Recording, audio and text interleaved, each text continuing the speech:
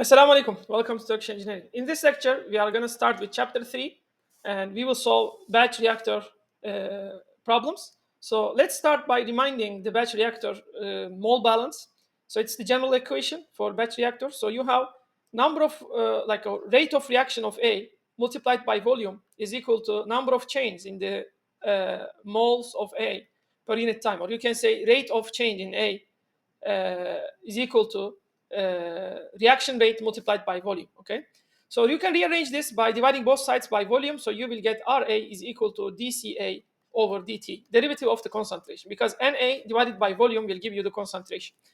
And another equation we know from any reaction, A goes to, let's say A goes to B, it's a first order, it's like mentioned in the problem that it's a first order, so you will have minus Ra is equal to K times Ca, okay? So minus Ra, which is equal to minus dCA over dt from this equation, instead of minus Ra, we can also use the derivative form, is equal to K times Ca, okay? So we will solve this differential equation, which is a separable first order ordinary differential equation. So we will separate two variables. dt will go to right side and Ca variables will come to left side. So you have minus dCA over Ca is equal to K times dt.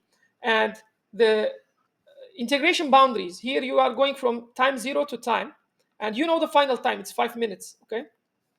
And here, initial concentration, you go from initial concentration to 50% of conversion. So that means your initial concentration drops to half of your initial concentration. So it's 0.5 Ca naught, okay?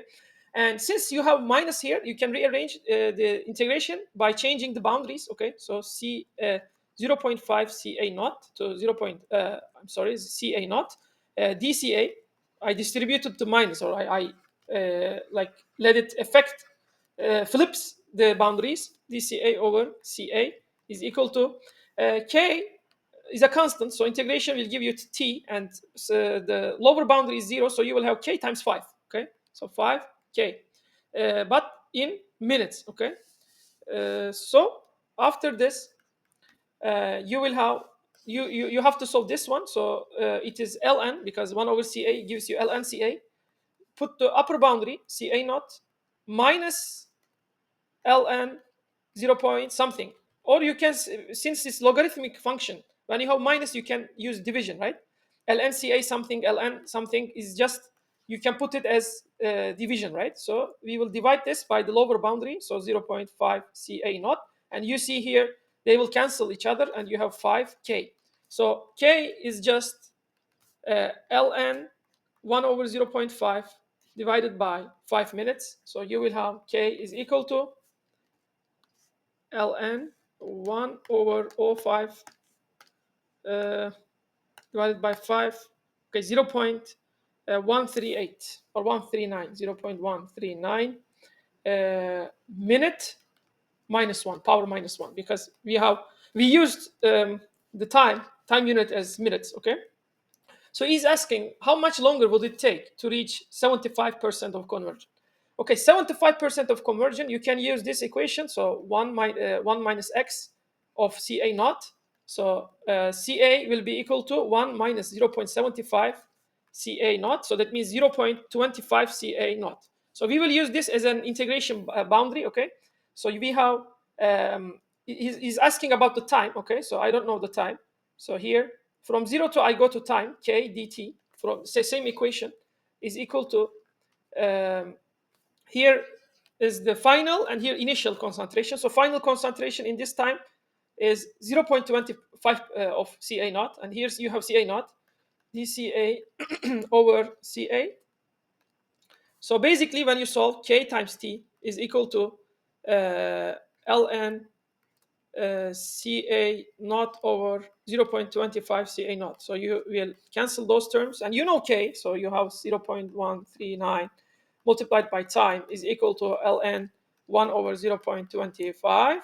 So you have time is equal to ln 1 over 0.25 divided by 0.139. So time is equal to ln 1 over quarter divided by 0.139. So you should get around 10 minutes, okay? It's approximately 10 minutes. So this is the answer. So as you see, we used the mole balance general equation of batch reactor. Then from this one, we also like integrated the kinetics of this reaction, which is mentioned at the beginning, first order. You should know the order of kinetics, or you know the minutes, you know the time data, so you can know the kinetics. Like first order or second order, you should determine the order of reaction if you know all data. If you collected, you made your experiment, and you have the time, you have the concentration data, so you can know the kinetics. Or you know the kinetics and you want to predict how much I should run this experiment, or how much how time I should run this reactor to get specific conversion that I want. So you know the kinetics, you put your equation, you model, and this is the like benefit of ideal reactors, that you can predict what happens after a certain time, or for certain conversion level, how much you should spend.